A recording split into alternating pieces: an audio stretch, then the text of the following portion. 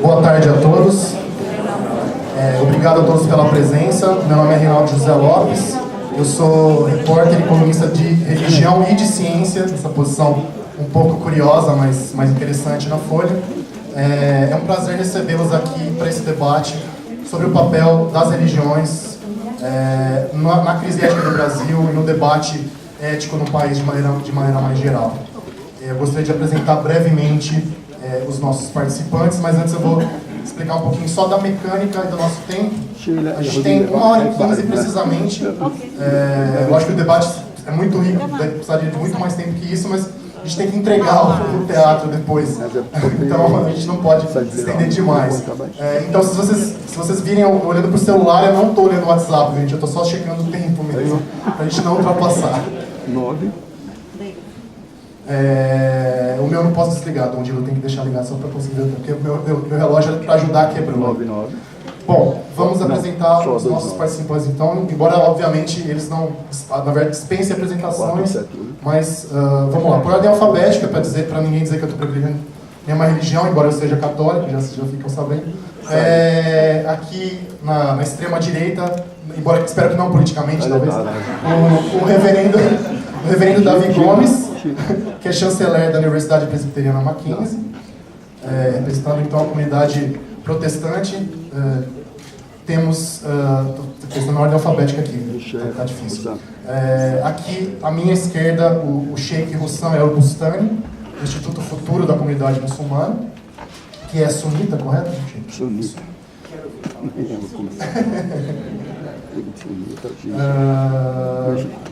É a ordem alfabética. Aqui temos, então, o Rabino Michel Schlesinger, da Congregação Israelita Paulista, que a congregação do judaísmo reformado, correto, Rabino? Liberal, ok. E, finalmente, o cardeal Dom Odilo Scherer, arcebispo de São Paulo. Bom, então, continuando um pouquinho sobre a mecânica, eu vou pedir, então, aos nossos participantes que façam breves considerações iniciais sobre o nosso tema. As perguntas serão feitas por escrito, isso é muito importante. Vocês devem ter recebido os bloquinhos para fazer suas perguntas por escrito. Eu peço que vocês façam a pergunta e coloquem nome e sobrenome no final para identificar quem perguntou. O pessoal estará trazendo para minhas perguntas. Vou tentar colocar mais ou menos na ordem de chegada, a não ser, enfim, que tenha algum tema mais candente que vale mais a pena abordar inicialmente. Então, seguindo de novo a nossa ordem alfabética, por favor, reverendo Davi, suas considerações iniciais. Boa noite.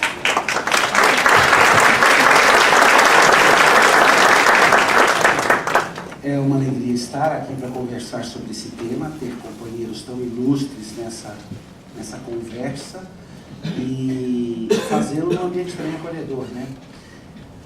Eu fico pensando, às vezes a gente muito facilmente relega ao campo da utopia algumas coisas que não são utópicas. Utopia seria aquilo que não é possível, né? Um lugar que não existe, lugar nenhum. E na verdade elas não são, elas são difíceis, elas são de construção difícil. E uma delas, eu sou lembrado de alguém que eu acho que todas as tradições representadas aqui por nós considerariam um grande sábio, o grande Salomão. E lá no livro de Provérbios dele tem um lugar onde ele diz assim, é lá no capítulo 24, versos 5, se não me falha a memória. Ele diz o que, e eu parafraseio aqui, mas ele diz assim, ao final, a sabedoria vence a força. E aí ele vai dizer, e o bom senso, o conhecimento, eles valem mais do que a força bruta. E eu não acho que isso é utópico, eu acho que é verdade, que ao final, a sabedoria vence a força. Eu acho que não existe lugar melhor para se buscar sabedoria, porque a gente pode buscar conhecimento em vários campos dos trabalhos que se fazem. Eu tendo a dizer, como falava agora há pouco, com o nosso moderador, eu tendo a dizer que as explicações científicas, as explicações normais que nós damos no mundo, elas funcionam heuristicamente. Elas explicam como. Mas questões causais, questões de raiz, de origem, elas não vão ser explicadas por métodos experimentais e coisas assim. Elas vão precisar de algum tipo de referenciamento transcendente.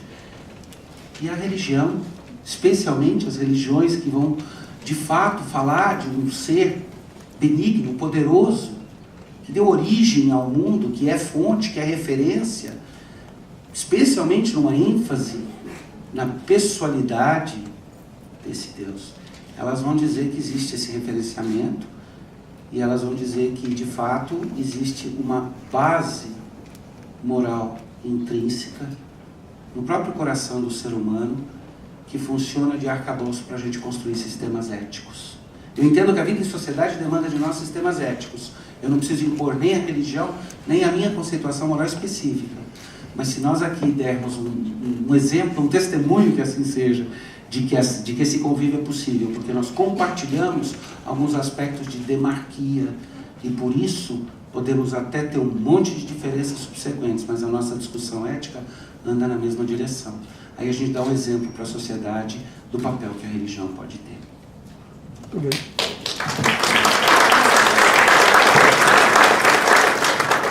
Muito obrigado, reverendo Davi. Gostaria de passar a palavra para o Sheik Hussam. Muito obrigado. Boa noite a todos. Boa noite. A paz de Deus esteja conosco, esteja em cima do universo, principalmente nas zonas de conflitos e nos lugares que têm falta de ética. Porque precisamos de muita ética. Bom, a minha religião islâmica,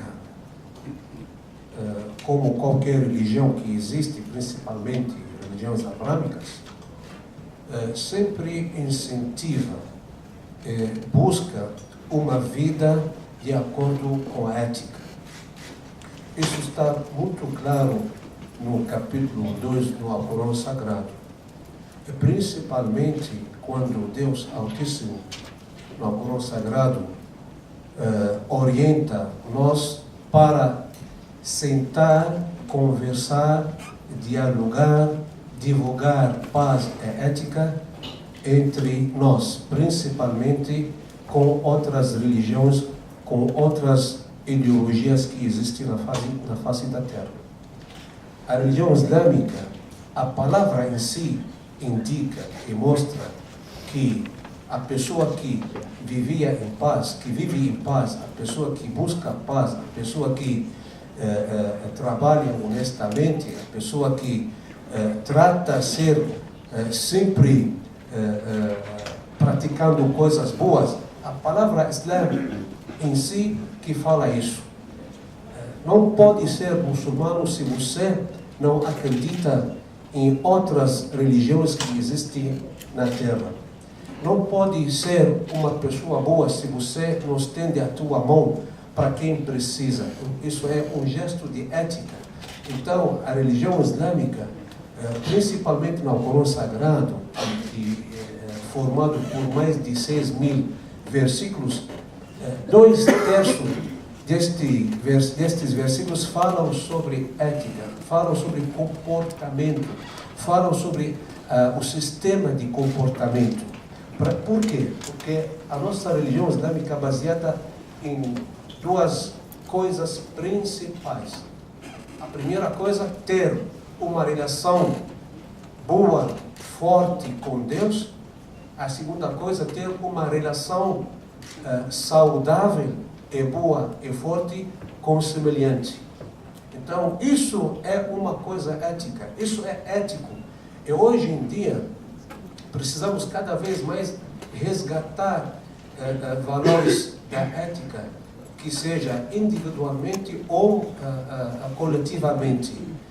Trabalhar em cima de um cidadão, formar um cidadão que tem ética, formar uma família que tem ética, formar uma sociedade que pratica ética, formar um país que pratica ética, formar uma nação que pratica ética, escolher um governo que pratica ética. Isso é o nosso objetivo hoje em dia.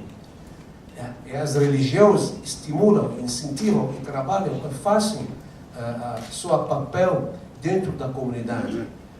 A minha religião islâmica aqui no Brasil, que tem mais de 140 anos, sempre faz a parte de estabelecer a ética, faz a parte de estabelecer contato saudável com outras religiões, faz a parte de estabelecer a paz dentro do povo aqui, e graças a Deus estamos conseguindo. Fizemos muitas coisas aqui no Brasil como brasileiros. Eu sou brasileiro de opção. Isso é uma coisa privilegiada, uma coisa que eu adoro, uma coisa que eu gosto, ser brasileiro de opção. Só Deus sabe a alegria que eu sinto. Então, por isso, a religião islâmica, toda vez, dentro do Alcorão, dentro dos ditos proféticos, principalmente do dito do profeta Muhammad, que a paz de Deus esteja com ele e os demais profetas, incentivam o bom comportamento para estabelecer a cultura da paz, para estabelecer o diálogo entre as religiões, entre as ideologias também. Isto é um passo de ética.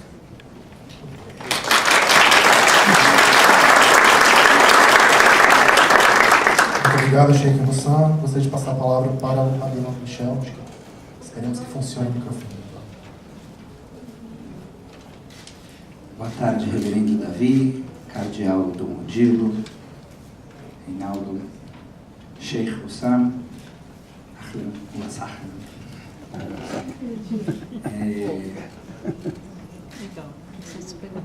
Uma sinagoga pode ter diversas arquiteturas diferentes. Quando se viaja pelo mundo, se encontra sinagogas muito distintas umas das outras.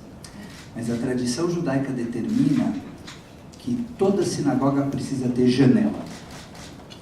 Isso porque o ritual não pode estar desconectado do que acontece lá do lado de fora, na sociedade.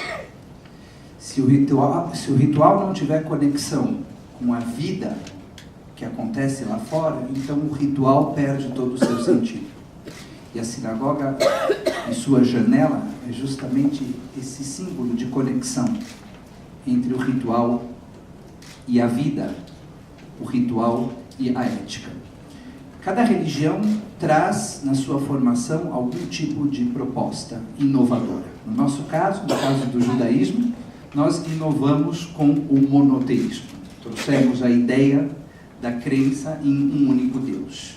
Mas não apenas a crença num único Deus, mas também no chamado monoteísmo ético, na ideia de que, por meio de um compromisso profundo com a ética, é que nós temos a capacidade de nos aproximar de uma dimensão mais sagrada da vida. Como nós ficamos mais perto de Deus, nos comprometendo com a ética. Isso está refletido no Pentateuco, está refletido na Torá. Por exemplo, quando está escrito que não podemos colocar um obstáculo diante do cego, ou se aproveitar da ignorância do outro para tirar qualquer tipo de vantagem. Os profetas falaram sobre ética à exaustão. Isaías, Oséias, para citar Amós, para citar apenas alguns. Depois, na literatura rabínica, a questão da ética foi absolutamente central.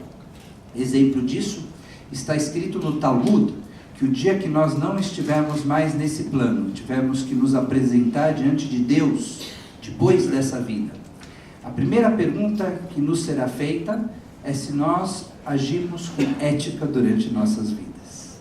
A primeira pergunta não será se nós cumprimos os rituais corretamente, se nós rezamos ou não rezamos, qual foi os alimentos que nós ingerimos, ou qualquer outra pergunta de fórum ritual. A pergunta será se nós nos comportamos em relação ao outro de maneira justa, de maneira honesta e de maneira ética. Vivemos no Brasil um desafio muito grande no que tange a questão ética.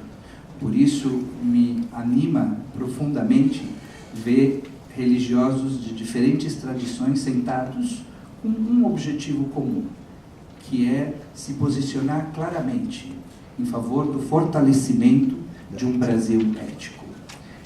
O nosso silêncio, a nossa omissão, auxilia aqueles que querem se distanciar do caminho da ética. Por isso nós temos o dever sagrado de fazermos justamente o que estamos fazendo e de trazer o debate ético para a sociedade.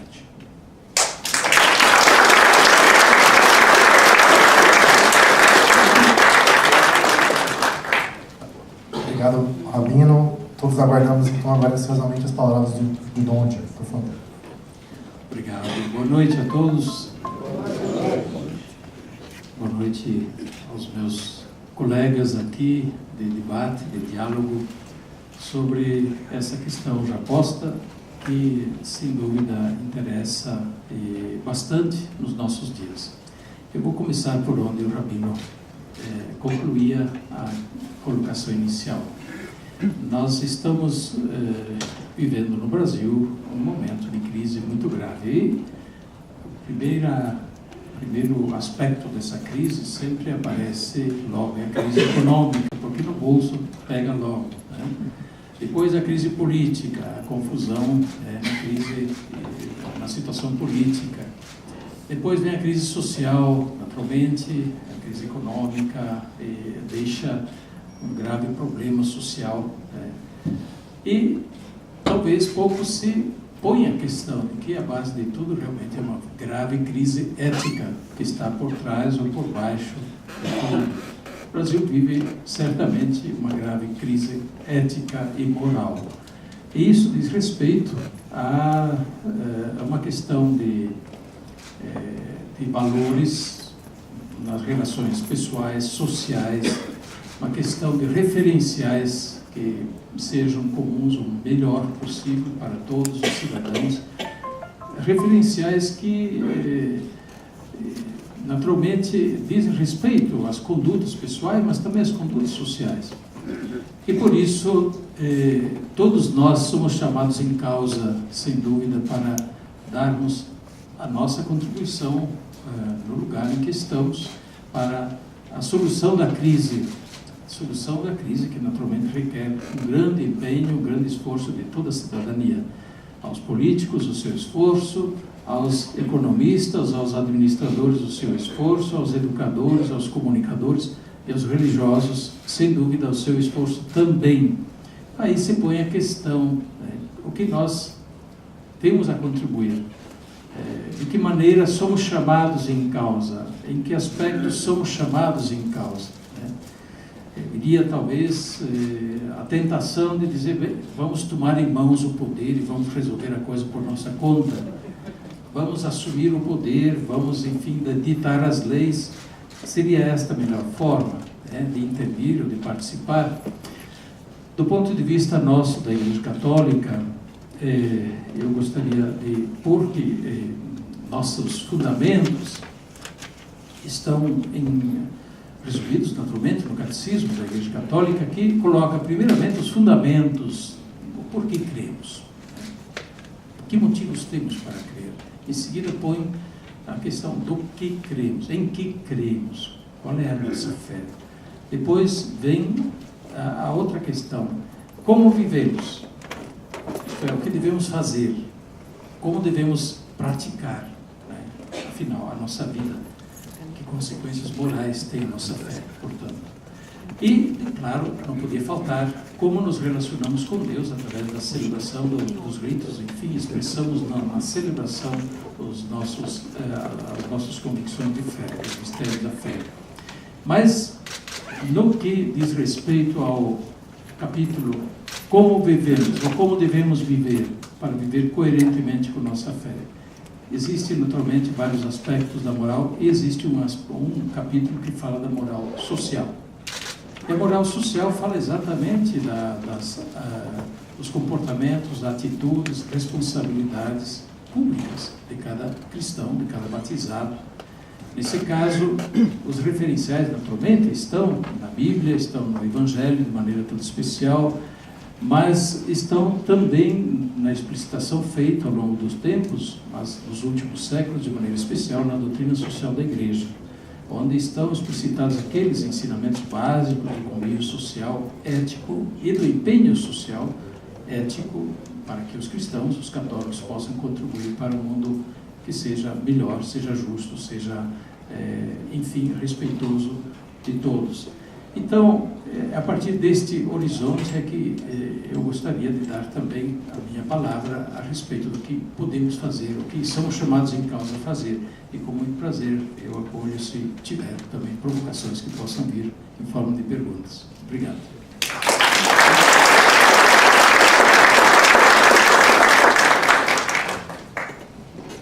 obrigado a todos. As perguntas não chegaram até nós ainda. Quem puder começar a trazer para nós, eu fico grato.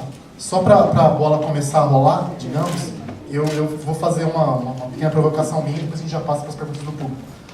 Que é a seguinte: o Rabino Michel tinha citado a tradição profética das Escrituras. É interessante como para todas as religiões aqui reunidas, o papel dos profetas é muito forte. Não o papel dos profetas como aqueles que supostamente preveem o futuro, né? Não são videntes propriamente, mas são aqueles que, com base no presente, na situação atual, fazem uma análise muito clara e chamam as pessoas à ação, para a ação ética, para a ação de acordo com o que Deus pede do ser humano.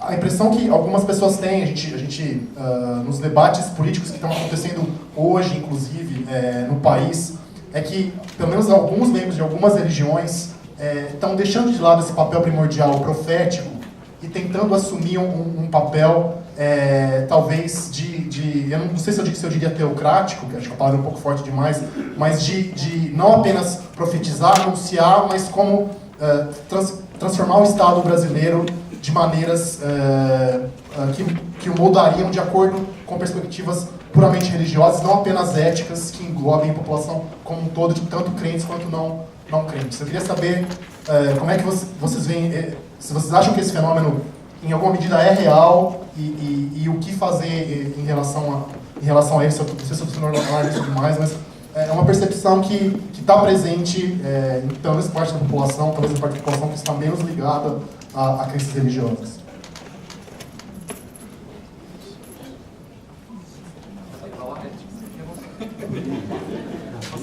Eu acho que é meu dever dizer começa quem quiser, porque a ética é que os últimos vão ser os primeiros. Então, já que assim eu vou ser o último, então eu começo.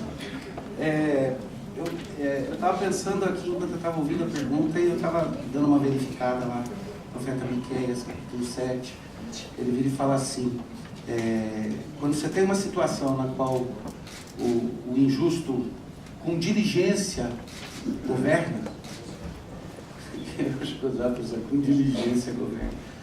Aí ele vira e fala, aí os príncipes pedem suborno e os juízes aceitam suborno. E aí o povo perece. Fico pensando se esse cara teria sido um site um vislumbre do Brasil. Que pena que muitas vezes as pessoas não percebem o que elas têm de precioso. E aí me permita, eu vou brincar um pouquinho, porque estou acompanhado de homens do pano, como dizem os americanos, né? Então eu estou seguro aqui. Pessoas deixam de lado a maravilha da vocação que nós temos para tentar se imiscuir com o poder. Quer dizer que nós, como indivíduos, não possamos um dia sentir que Deus vocacionou para trabalhar na arena pública. Mas o trabalho profético ele é maior, ele transcende o exercício do poder temporal dentro da tradição protestante, especificamente calvinista reformada, que é de onde eu venho. Nós falamos nós chamamos de teoria das esferas, de que existem esferas de soberania que Deus estabeleceu no mundo e cada uma delas tem certa autarquia dentro dela mesma. Então, por exemplo, a família é uma esfera de soberania. Ela tem prerrogativas próprias e elas não devem ser violadas. Existe uma esfera mais ampla, que é a esfera do Estado. E existe a esfera da religião, a esfera da igreja. E existe a esfera das unidades produtivas, as esferas econômicas. E cada uma dessas esferas tem funcionamento dentro de leis próprias e tudo isso daí. E a mistura das esferas da igreja com o Estado, esse ele não é bom. E ele fica pior na nossa situação, e aí eu estou cumprindo um pouquinho o papel profético, não dá para eu desenvolver mais, mas eu jogo o pitaco. Ele é pior na nossa situação porque nas teocracias, em momentos nos quais o poder religioso se equivale com o poder civil, mas isso é explícito, então a crítica é possível e a autocrítica também. Quando isso acontece de forma disfarçada e não explícita, então é realmente um brincamento perigoso, porque você não sabe dizer onde um interesse termina e o outro começa. E isso me preocupa e eu creio que está na raiz da crise que nós estamos vivendo. A questão é interessante e não é fora de atualidade. Nós tivemos, naturalmente, ao longo da história, as teocracias. E, mesmo no cristianismo, houve também períodos de exercício de teocracia. Porém, os tempos passaram e houve, naturalmente, o aprendizado da história de que isso não é o melhor, não é a melhor forma de fazer. Hoje, por parte da Igreja Católica, não conheço nenhuma situação em que a Igreja Católica seja a religião oficial, por exemplo, de algum Estado. Tem no passado, mas não tem mais. Separação nítida entre Estado e Igreja, Estado e religião, é a posição normalmente assumida pela Igreja Católica e aceita. Por isso também convive em estados que tenham eventualmente situações, convicções diferentes, posturas diferentes, mas dentro da nossa convicção, a convicção assumida pela Igreja Católica, é que os clérigos, no caso, os clérigos não se ocupem do poder temporal, que isto cabe aos cidadãos, e no caso aos católicos, aos cristãos católicos, no caso aos leigos, como nós dizemos, os clérigos, a eles aquilo que compete dentro da instituição igreja, mas não aquilo que compete dentro da instituição sociedade, por causa do risco desta, diria assim, confusão entre ambas as esferas, poder civil, poder religioso, para não cair no risco de teocracia. E o que, evidentemente, poderia vir a lesar a liberdade de consciência, a liberdade religiosa de quem tem outra religião ou de quem não tem religião. Então, da nossa parte, o que se faz muito de um lado, aquilo que são representações institucionais da Igreja. No Brasil, por exemplo, a Conferência dos Bispos, existe uma busca do diálogo com o poder civil instituído, com as esferas do poder civil, diálogo e colaboração naquilo que for razoável, que for bom, mas não no exercício do poder, não no exercício do poder. Por isso também a liberdade de poder criticar, poder fazer o papel profético de, eventualmente, discordar daquilo que o Estado ou o governo esteja decidindo ou não decidindo. Mas, por outro lado, a Igreja Católica incentiva muito fortemente a que os católicos participem ativamente da vida social e da vida política. O Papa Francisco, recentemente, falou que participar da política é o dever de todo católico. E omitir-se da participação na vida política é um grave equívoco e até um pecado. Pecado, justamente uma falha que mexe com a consciência, onde faltamos com o nosso dever. Portanto, esta postura que nós temos, embora é claro que não tudo seja tão linear, existem naturalmente franjas também na Igreja Católica que gostariam, quem sabe, que a Igreja assumisse poder civil, poder maior, mas não é o entendimento da instituição Igreja enquanto tal. O Estado laico é uma conquista muito preciosa.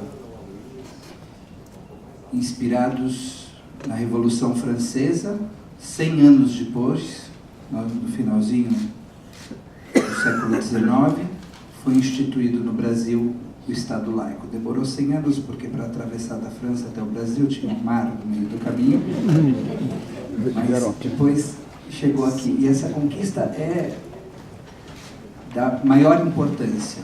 Tudo que nós pudermos fazer para fortalecer a noção de Estado laico deve ser feito. Nós, religiosos, temos não só o direito, mas o dever de participar do debate.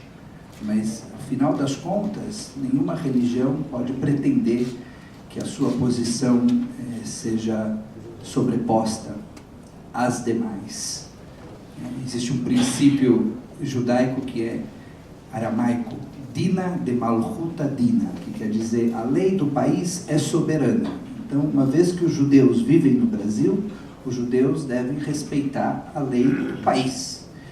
Isso não significa que não podem participar do debate, muito pelo contrário, devem, por meio das instituições democráticas, fazer sua voz ser ouvida, ser escutada, mas no final das contas, somos brasileiros e como brasileiros temos o dever de cumprir a lei do Brasil, e não somente isso, de trabalhar pelo fortalecimento do Brasil e do Estado laico.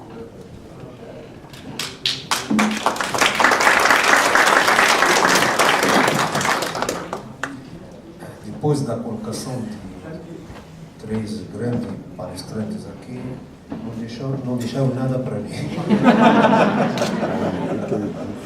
Porque eu concordo plenamente das colocações dos 3. Apenas eu só queria esclarecer uma coisa muito importante dentro da filosofia islâmica, dentro da religião islâmica. Muitas pessoas estão na cabeça deles que não existe dentro do Islã um jeito de governar sem ter Sharia.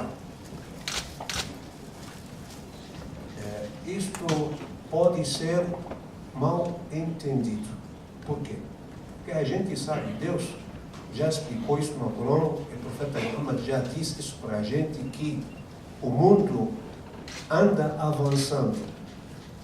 Chegará um momento que escolha de viver ou escolha de governar baseada na escolha do povo.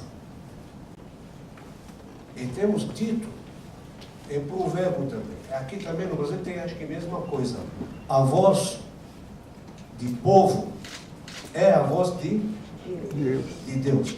Então, a partir deste momento, a religião islâmica respeita imensamente a escolha do povo para ser governado. Agora, isto não tira, não afasta da participação dos religiosos, porque são parte deste povo. Como a comunidade islâmica aqui, eu sou muçulmano brasileiro pela opção. Meu filho é muçulmano brasileiro. Então, nosso dever sempre trabalhar honestamente, eticamente, para um Brasil melhor. Eu estou aqui no Brasil.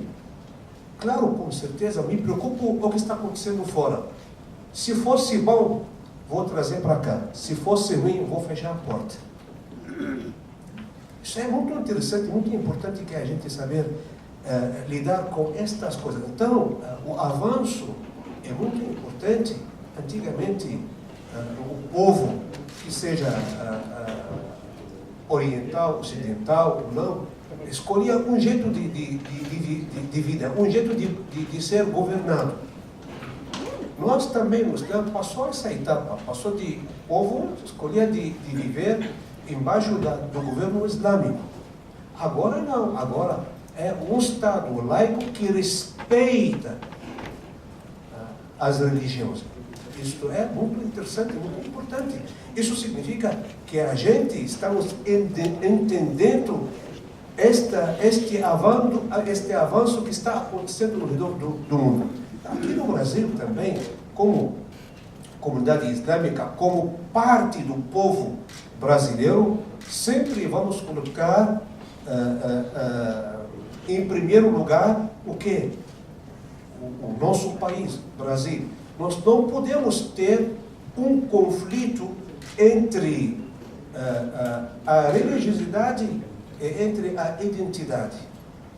Eu tenho lealdade com Deus e também tenho pacto com o governo brasileiro e com o povo brasileiro, no qual que eu faço parte.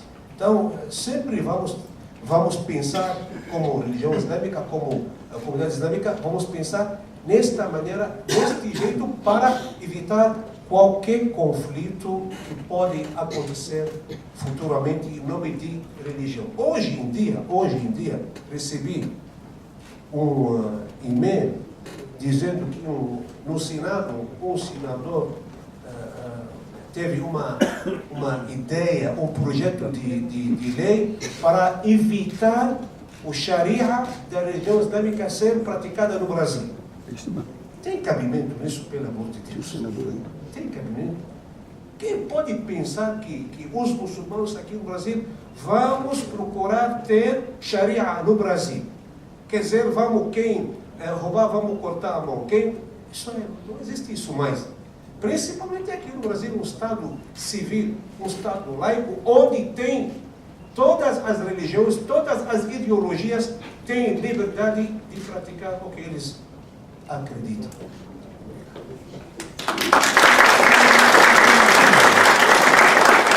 Obrigado, Sheikh. Vamos passar para as perguntas do público, então.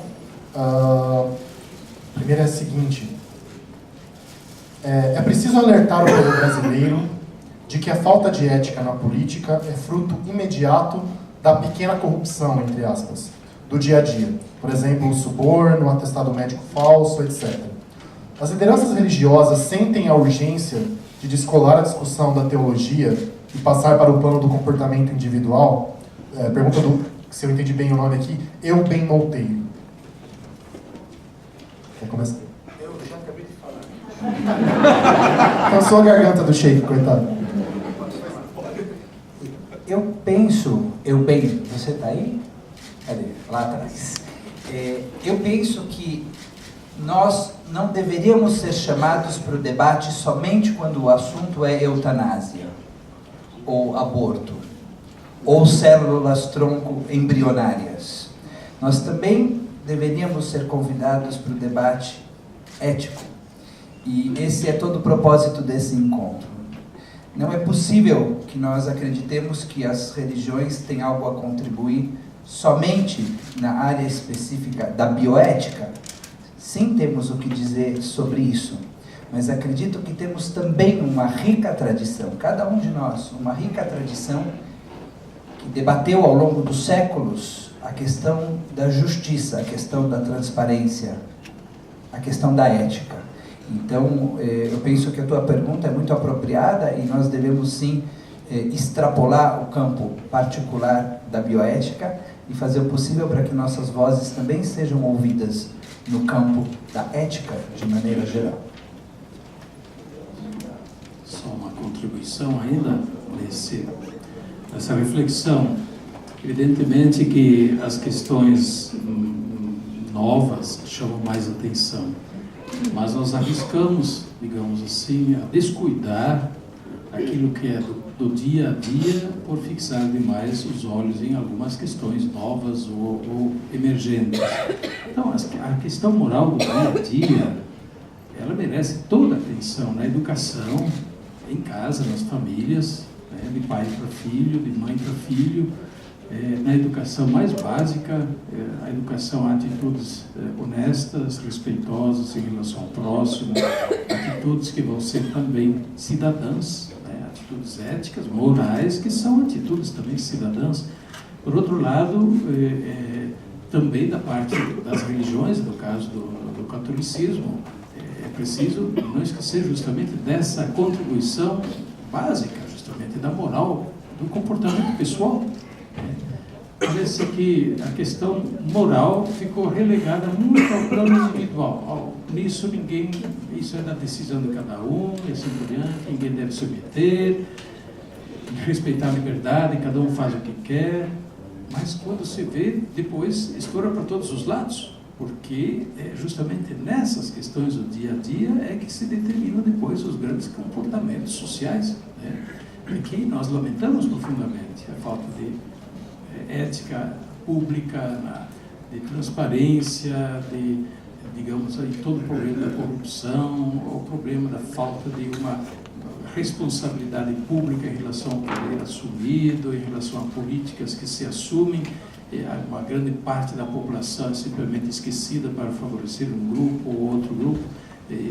O senso da solidariedade que se aprende desde o berço, né, não se aprendeu ou se esqueceu. Então, de fato, essa questão é importante, não pode ser esquecida. Nisso, as religiões, sim, têm muito a contribuir e deveriam ser também chamadas em causa nas questões de educação. E eu lamento, por exemplo, quando se trata de educação, simplesmente não se quer entrar nas questões ético-morais, porque se diz, não, isso aí cada um se decide por si. Mas na hora, depois, não é assim que funciona. Precisa haver um compartilhamento de convicções, de referenciais para o convívio moral.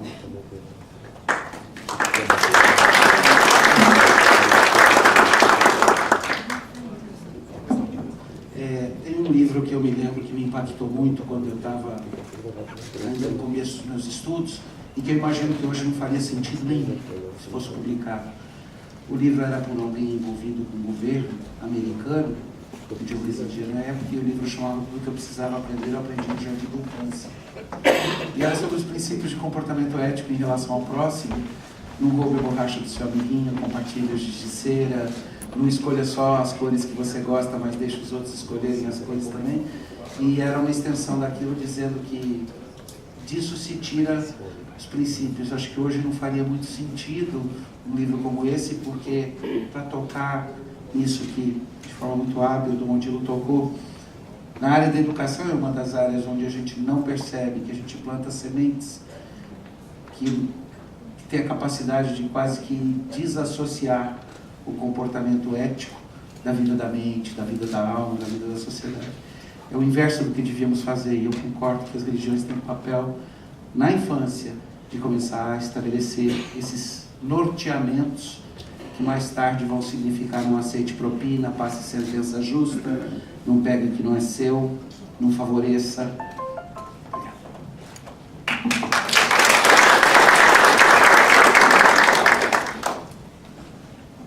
Bom, continuando, só antes de uma pergunta mesmo, tem uma observação que foi bem relevante, mas não é bem uma pergunta, parabenizando aqui a iniciativa do debate, dizendo que faltou um representante das religiões de matriz africana. Uma sugestão para a próxima, realmente, fica aqui o nosso meia-culpa. A gente chegou uma hora que talvez o debate fosse, pela quantidade de pessoas, fosse sair um pouco do controle, mas de fato, ainda mais num país como o Brasil, seria muito importante ter esse representante. Vamos lá, a pergunta aqui, propriamente dita, é para o Rabino, mas acho que vale para todos também. Se o silêncio é um sinal da conveniência com o que acontece no Brasil, conveniência acho que é um sentido de concordância, conivência talvez, mas está escrito conveniência mesmo. As igrejas, as instituições religiosas não estão caladas demais? Pergunta do João Franco. Falta barulho da parte de vocês, dos senhores talvez? Provocação. Bem, mas quem escuta? Essa é outra questão, né? Quem escuta? Na verdade, por exemplo, falando pelo meu lado, a Conferência dos Bispos do Brasil, CNBB, tem feito contínuos pronunciamentos, chamadas em relação a essas questões que estão aí, né? E não tem havido repercussão. Não tem havido repercussão. Então eu pergunto também, a questão é justamente quem escuta, né? Houve tempos em que a voz, no caso da igreja, a CNBB, foi mais relevante quando não havia liberdade de expressão no Brasil. Aí havia religiosos, havia a CNBB como representação do Episcopado do Brasil, no caso, havia aqui também o Rabino, né, o Rabino Sobre, na época, que falavam, né, e de alguma forma falavam o que outros queriam falar e não podiam, né, porque havia censura. Portanto, havia um tempo em que se deu muita atenção à palavra, no caso da igreja ou das instituições religiosas. Hoje, muito menos, porque há toda a liberdade de falar e há uma imensidade de discursos. Então, de fato, de minha parte, posso dizer que existe palavra abundante, mas quem escuta? Essa é outra questão. Eu não sei se alguém tem sugestão de como nós poderíamos nos fazer ouvir mais. Eu estou disponível para ouvir.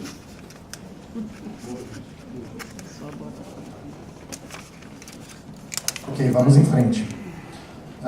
Pergunta também, o Rabino está muito popular hoje, mas acho que também vale, vale para todos.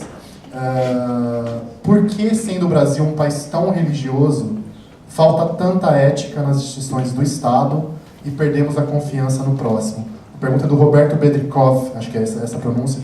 Eu queria até juntar com uma coisa que eu vejo muito, cobrindo justamente como as pesquisas científicas sobre comportamento religioso. É uma coisa curiosa que, primeiro, a associação que a gente costuma fazer muito entre ética e religião, ela não é tão forte muitas vezes quanto a gente gostaria. O comportamento ético em não religiosos, agnósticos, ateus, muitas vezes é igual ou superior. Isso é um paradoxo interessante de tentar entender. E também, às vezes, o que acontece no relacionamento ético ligado à religião é que ele é muito in-group, quer dizer, ele é voltado primariamente para a solidariedade dentro do próprio grupo religioso e não tanto out-group para quem está fora daquele círculo religioso ao qual a pessoa pertence. Então é um paradoxo que eu gostaria de saber o que vocês acham dele, realmente.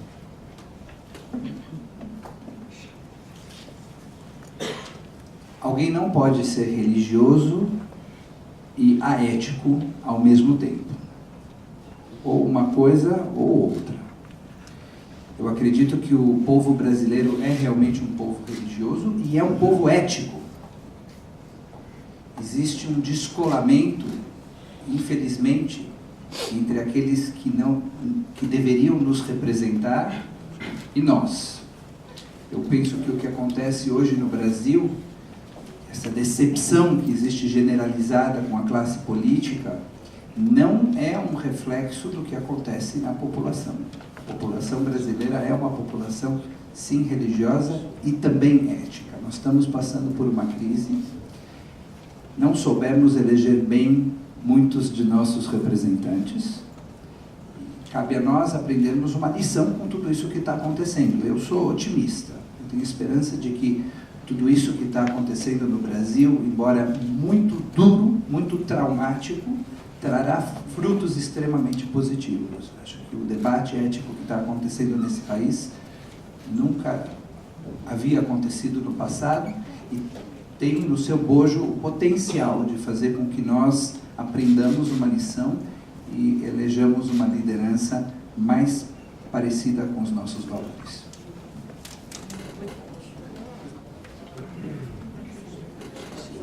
Eu só ajudar o Rabino nessa questão. Pode ser, Rabino?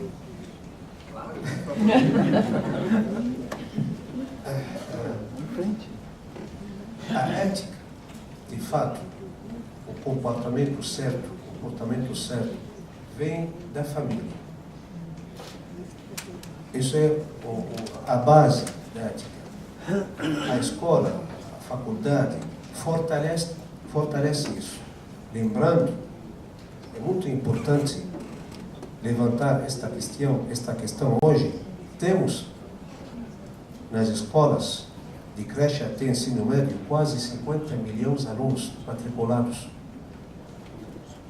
Você está imaginando que nós podemos oferecer para estes 50 milhões de alunos?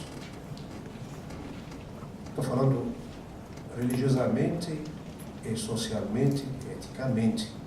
Porque o que é ética? A prática do bem. Quem pratica o bem não necessariamente seja uma pessoa religiosa. Pode ser não religiosa, mas pratica o bem. Então, é muito importante. Temos, hoje em dia, nas faculdades, alunos matriculados, quase 9 milhões de alunos matriculados. Está imaginando o tamanho do nosso papel quando a gente consegue fazer corretamente este papel? É muito importante. Então, a religião islâmica, acredito eu, como todas as religiões, a religião islâmica é cheia de ética. No momento que o nosso querido Odilo Scherer diz, a gente fala, mas quem escuta? A ética está na religião, mas vamos ver quem pratica. Isso é surgista a questão. Então, a prática vem de berço, vem de família. Se a família não consegue formar um cidadão ético, talvez a sociedade não consiga. a sociedade orienta, direciona, mas isso vem de berço, bem da família. Então, é muito importante, queridos que estão aqui, eu concordo com o Rabino, que estamos em uma crise, apenas crise política, crise econômica, crise ética. O que é crise? Uma coisa que vai passar. É o povo que vai encarar e vai solucionar esta crise, permanecerá, se Deus quiser.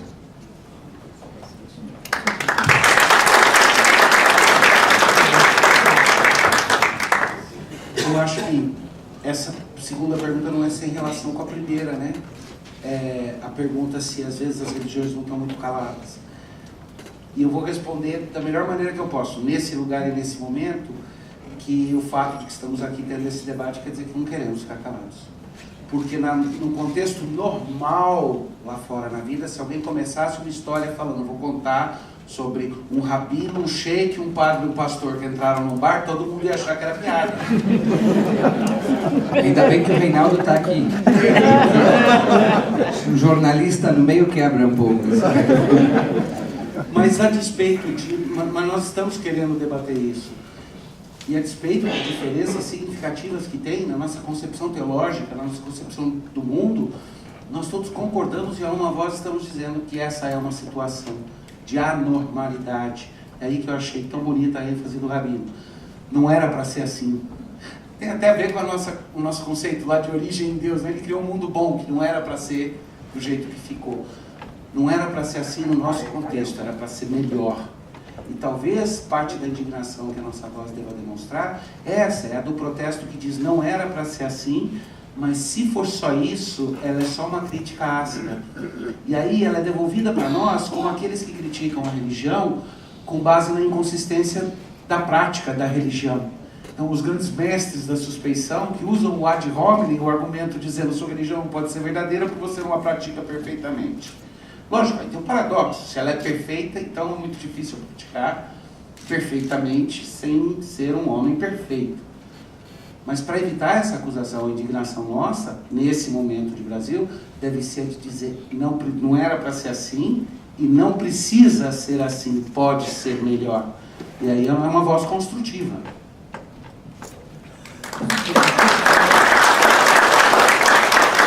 Só ainda uma palavrinha sobre este mesmo tema. Eu creio que de muitas maneiras as religiões podem contribuir e estão contribuindo também. Mais uma vez eu vou falar de minha parte, porque naturalmente é o meu chão. No caso, a gente imediatamente relaciona os problemas do Brasil com o problema de corrupção. Mas tem mais, não é só isso não. Nós temos, por exemplo, todos os problemas ambientais, né? Temos os problemas de pobreza, temos os problemas digamos assim, da violência que está tomando conta. Tudo isso também tem fundo ético-moral. Eu acredito que nisso existem muitas formas de falar. Existe o discurso, né? E existe a prática, existe a ação. Eu acredito que as religiões, nossa igreja, falo por mim, está profundamente envolvida justamente também na atitude justamente de falar através de ação. No caso, por exemplo, temos a campanha da Fraternidade todo ano, que aborda sempre um tema que tem um fundo ético-social. Ano passado, por exemplo, a questão da violência, a questão do saneamento público, a questão da preservação da Amazônia, vai por aí, dos ecossistemas. São questões que a princípio pareciam não ter nada a ver com religião, mas está envolvida justamente a questão ética de fundo da nossa relação com o próximo, mas também com aquilo que o Papa Francisco chama de casa comum. As questões ambientais têm também um fundo ético. O mundo é a nossa casa comum, na qual nós temos que ter um comportamento ético para que, enfim, não nos apossemos ou não usemos mal aquilo que é comum, aquilo que é de todos. Sobre essa questão, a encíclica do Papa Francisco sobre as questões ambientais, Laudato Si. Então, são muitas formas de falar, às vezes não é o discurso como tal, que nós talvez gostaríamos, né? O discurso do parlamento, né? Bem, o parlamento é o lugar deles. Nosso discurso nem sempre se faz ouvir lá, né? Talvez através de representantes, né? Deputados, etc., parlamentares que são também ligados a religiões, traduzem de alguma forma esse discurso também lá na tribuna do parlamento. Mas se não, esse discurso se faz através, digamos assim, de uma ação formiguinha, né, na educação, no contato mais de base com as comunidades locais, onde isso de fato é feito.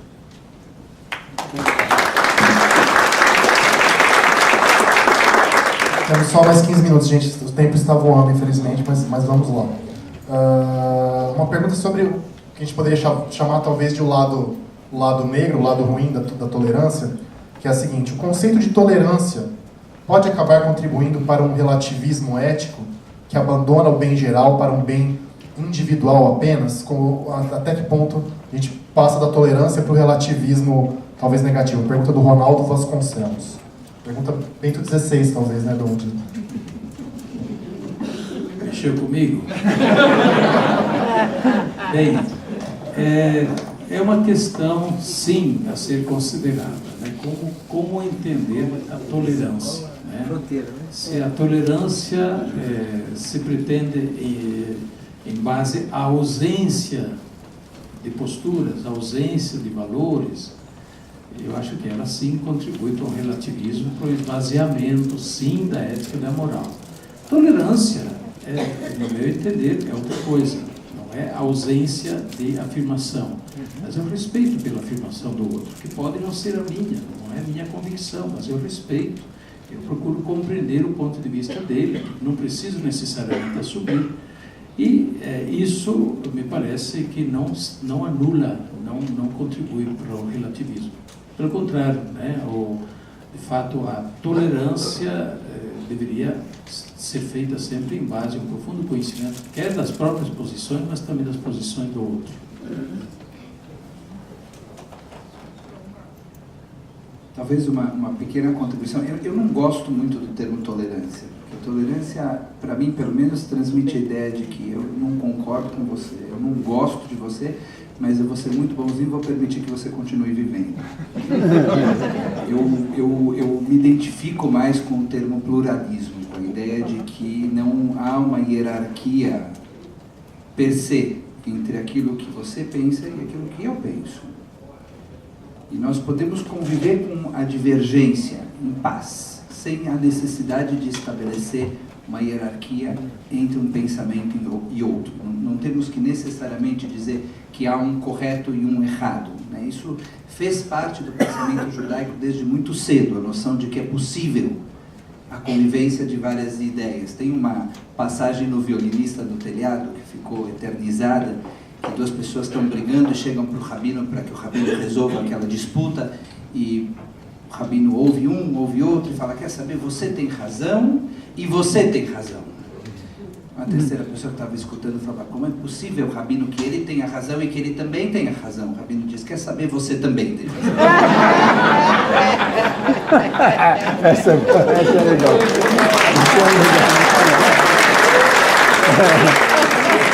É uma boa saída. Eu realmente preciso assistir Violência no Telhado de novo. Eu só lembro da musiquinha do Lahaia. Bom, uma pergunta de forte conteúdo teológico aqui, interessante. Vamos ver como é que vocês reagem a ela. Em Gênesis 22, Deus ordena a Abraão que ofereça Isaac, seu filho, em holocausto. Ele não cumpre a ordem porque um anjo o impede. Se a fé é um valor maior do que a vida, o amor, etc., essa não pode ser usada para induzir pessoas a cometerem atos antiéticos ou errôneos. A pessoa também cita o fato de que Eduardo Cunha foi eleito graças à confiança dos fiéis da Assembleia de Deus no trabalho dele. Pergunta do Danilo Pérez.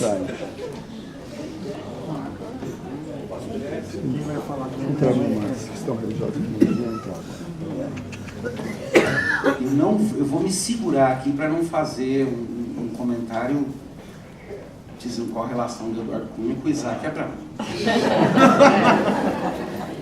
Realmente. Eu acho que talvez aí quem nos ajude um pouco é um pensador dinamarquês, chamado Soren. Ele explica o que acontece ali no relato bíblico do sacrifício de Isaac, do oferecimento de Isaac, e ele coloca aquilo em termos que são extremamente de exceção. Ele diz que o que acontece ali é que o teste de fé é que a fé naquele momento requereu uma suspensão teleológica da ética que ele conhecia. Suspensão teleológica significa por um objetivo maior. Quando a gente fala em termos teológicos sobre ética e tudo, a gente tem uma série de dificuldades. E para escorregar de um relativismo ético ou de um absolutismo que transforma toda a regra de igual peso, eu pessoalmente opto por o que eu chamo de um hierarquismo ético. Não tem relativização, existe uma hierarquia. Valores são diferentes. Eu não devo administrar mal o meio no qual eu vivo, chamado de meio ambiente, que é uma redundância, né? Duas vezes meio ambiente. Mas eu não posso tratar mal e destruir aquilo que está ao redor. Mas se for para salvar uma vida humana, eu destruo, porque uma vida vale mais. Aliás, até a vida de um animal pode valer o suficiente para eu dizer, eu vou raspar esse campo e matar essas plantas para alimentar esse animal. Mas se for para salvar a vida de um homem, eu mato aquele animal. Então existe um certo sentido no qual nós entendemos que a relação com as coisas que estão ao nosso redor, com o mundo que vivemos e com as pessoas, elas têm esse tipo de situação. E aí o que vai falar aqui, no caso ali, o que Deus queria era fazer um teste de fé, onde ele via se a confiança de Abraão nele, um relacionamento que eles já tinham, era grande o suficiente para Abraão reconhecer que Deus é que tinha dado Isaac, quando Abraão não podia ter o Isaac. Então, não é bem o exemplo ideal. Agora, tira o exemplo e vamos pensar na situação. A religião pode muitas vezes levar pessoas a fazer coisas que elas não poderiam fazer? Pode. Mas o Rabino Schlesinger nos ajuda quando ele fala que você não pode ser religioso e antiético ao mesmo tempo. Ou seja, você está quebrando a sua religião quando você não age de acordo com aquilo que ela determina. E a inconsistência humana não vai invalidar essa religião. Do mesmo jeito, uma religião que passa a ser usada, e esse é o ponto onde eu queria chegar, até não queria me delongar, mas existe algo que é muito perigoso, que é o uso instrumental da religião. É quando a religião não está sendo vista na sua essência pelo que ela é, mas ela é na verdade, e essa crítica foi feita, ela foi feita por vários dos que foram chamados de mestres da suspeição, que faziam crítica da religião, dizendo que toda religião é necessariamente instrumentalização para exercício de poder, de lucro, de alguma coisa. O fato de que eu creio que eles estão errados nesse ad hominem não quer dizer que a gente não tenha que fazer uma autocrítica e entender que a religião pode sim ser instrumentalizada para fins que não são nada religiosos. Mas isso é errado. E aquilo, as tradições representadas aqui, a uma voz dizem que esse uso instrumental da religião é uma deturpação não só da vida em sociedade e da ética, mas da própria religião. Eu acho que isso é algo que é consenso entre nós aqui. E precisa ser denunciado? Precisa, até para que as pessoas vejam que a gente está buscando uma boa fé, né? Uma fé honesta.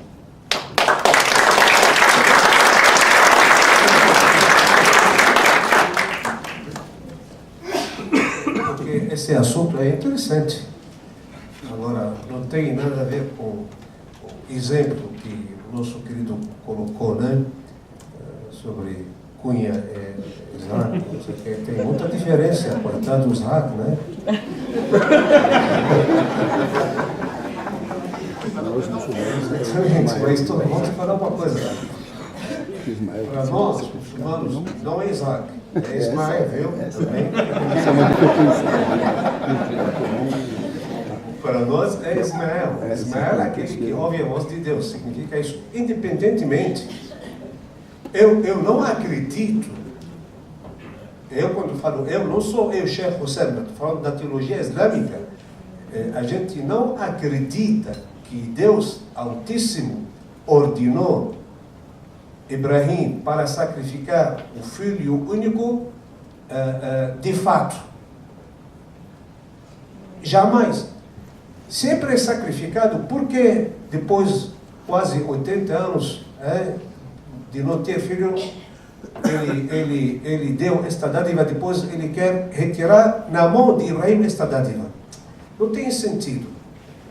Ibrahim já sabia por dentro, por revelação, que isto é apenas um teste. Já sabia disso. Filho dele também já sabia disso. Por isso, o filho diz para ele: pai, pode fazer a ordem de Deus. Sabendo que a ordem de Deus original, que é a regra, manter as pessoas vivas, não tirar as vidas. Isso é muito importante saber. Isso é a visão islâmica, da religião islâmica. Então, sacrifício, claro, existe sacrifício. Mas sacrifício de quem? Das pessoas que têm algo para sacrificar, que adquiriram honestamente durante a vida algo, e este algo vai ser sacrificado por bem do Brasil. Vamos fazer isso por bem do Brasil. Agora, alguém praticou corrupção, depois falamos para ele: vamos fazer sacrifício. Que sacrifício? A gente que está sacrificando, não ele, né? Isso é uma contradição. Por isto, a religião islâmica, no Alcorão Sagrado, colocou no primeiro lugar: deve combater a corrupção e os corruptos. Deve. Você não pode cruzar braços olhando, lamentando só. Tem que fazer algo benéfico, voltando pelo benefício do povo, combatendo corrupção, combatendo corruptos, colocando eles na prisão, no lugar certo para eles, né? É ou não?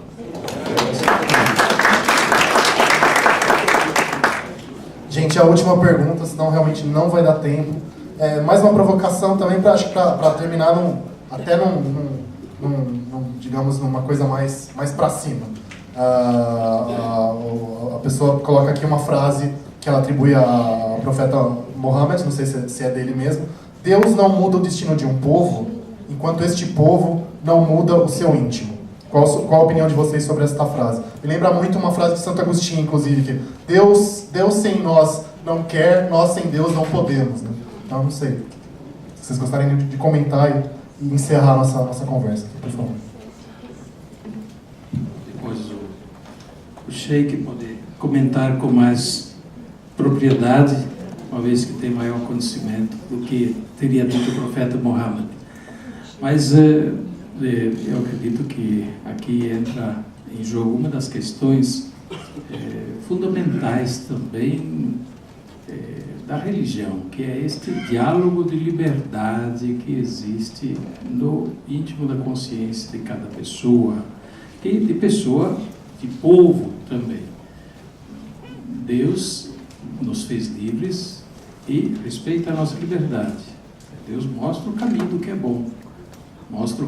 bom, mas não obriga, e por isso nós fazemos nossas escolhas que muitas vezes não são boas, não são coerentes com o que é bom, com o que Deus mostra como bom.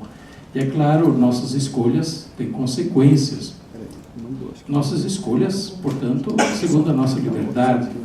Eu acredito que, não sei, no judaísmo sim, mas no cristianismo, essa questão da reflexão sobre a liberdade, o livre-arbítrio, a nossa responsabilidade em nossas ações, é uma das questões centrais, justamente no debate ético, no debate antropológico e assim por diante. Foi também uma das questões centrais da Reforma Protestante, com Lutero. Estamos lembrando 500 anos, o início da Reforma. Então, essa questão do livre-arbítrio, da liberdade e ao mesmo tempo da responsabilidade.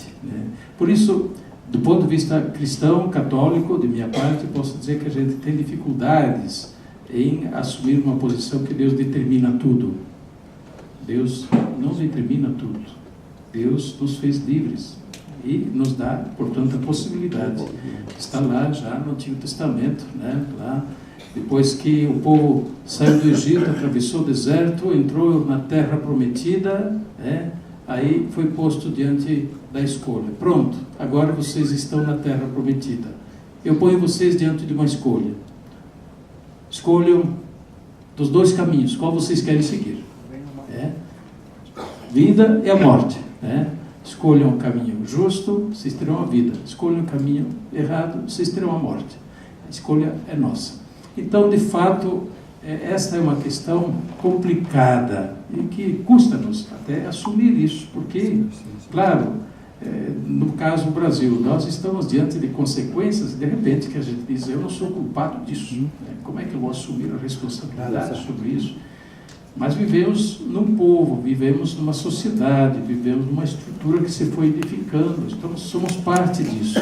Por isso, mais uma vez, a questão lá do começo, como religiosos, como pessoas de fé, somos convidados a exercer a nossa responsabilidade social, e isso é profundamente moral e ético.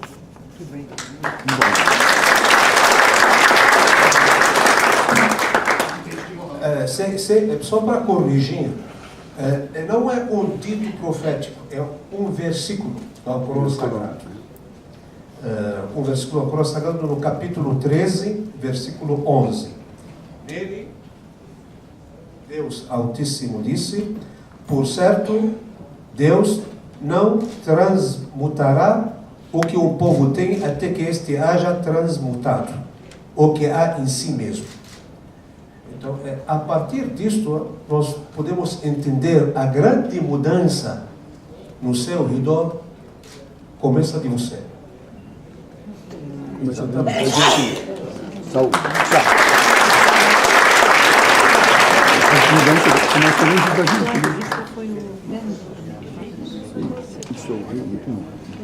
Quando o patriarca Abrão está na sua tenda, recebe a presença de Deus. E ato contínuo aparecem 3 visitantes e Abrão sai correndo para recepcionar os visitantes.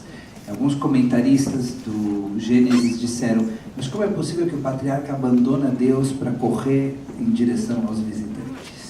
É uma falsa pergunta, porque quando a gente corre em direção aos homens, em direção às pessoas, quando a gente persegue a ética, a gente está contemplando Deus. Essa contradição é uma falsa contradição, ela não existe, a não ser que Deus seja instrumentalizado, a não ser que nós estejamos usando Deus para conseguir outro objetivo, que não a boa convivência entre as pessoas. O que é destino na perspectiva judaica?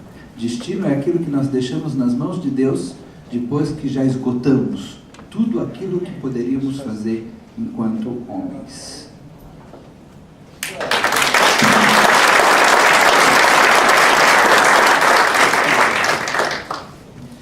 É interessante que, como o Dilma mencionou, dentro da tradição cristã, e eu creio que em toda a tradição judaico-cristã, isso inclui todas as fés abraâmicas, eu acho que existe no coração ali essa questão de nós cremos num Deus que é eterno, é grande, é soberano, e ao mesmo tempo nós entendemos que a responsabilidade humana está bem ligada, e a possibilidade de ser responsabilizado por poder ter protagonismo de verdade, né? Dentro da tradição calvinista reformada, que é a dos presbiterianos, isso sempre foi uma questão de debate, e bem central mesmo, e um debate grande que esteve presente lá na Reforma, foi uma das grandes brigas de Lutero com a Santa Sé, porque ele ia dizer que a alma não é realmente livre, porque a alma está decaída, ela não consegue se inclinar para o bem se não houver um trabalho de Deus. E é uma questão teológica, não vou entrar nela agora. Mas o interessante é que a solução que tem aquietado o meu coração, quando eu penso no nosso engajamento hoje, é que eu creio que quanto ao passado, na minha vida individual, na vida do meu rebanho, na vida das pessoas, quanto ao passado nós olhamos para trás e aprendemos a entender que Deus fez caminhos e que Ele tinha propósitos. E eu não vou ficar olhando para o passado só lamentando que tinha que ter sido diferente, porque foi o que me trouxe até aqui. Quanto ao futuro, eu descanso que Deus tem seus caminhos e Ele vai guiar as coisas como Ele quer. Quanto ao presente, Ele vira para mim e fala: O presente, você não sabe, então é com você. Então eu não tenho uma dificuldade em ver um Deus que é soberano, não perde sua soberania em momento nenhum, mas eu não vivo no passado, nem vivo no futuro, eu estou construindo o presente. E hoje eu sou chamado a fazer decisões pelos quais eu sou responsabilizado. E nós somos responsabilizados. E o mais difícil de tudo é que, do ponto de vista religioso, nós não somos só responsabilizados pelas nossas decisões. Porque Caim chegou e disse: por acaso sou eu guarda do meu irmão? E Deus disse: somos guardas uns dos outros.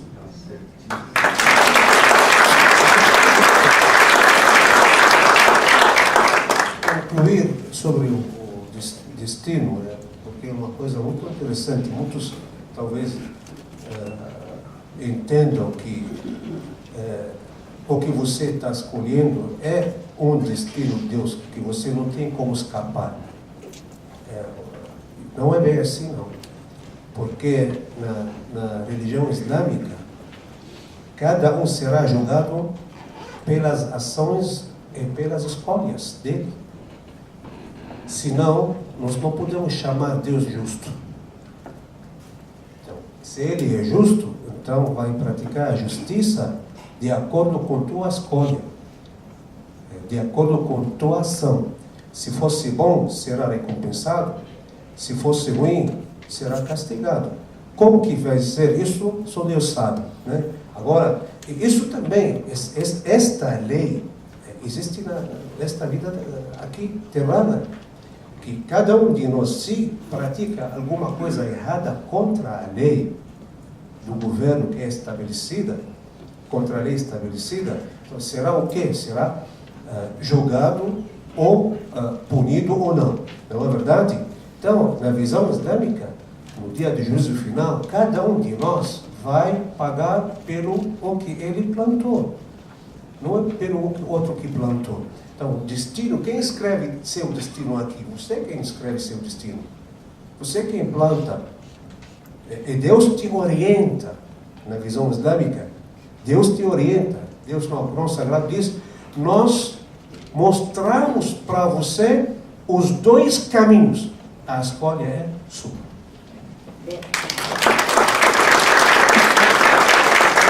Pessoal, e com isso nós encerramos então nosso debate. Mil desculpas para quem fez perguntas e eu não pude fazer aqui. Muito obrigado a todos os presentes, foi muito rico, muito interessante. Obrigado a todos e boa noite.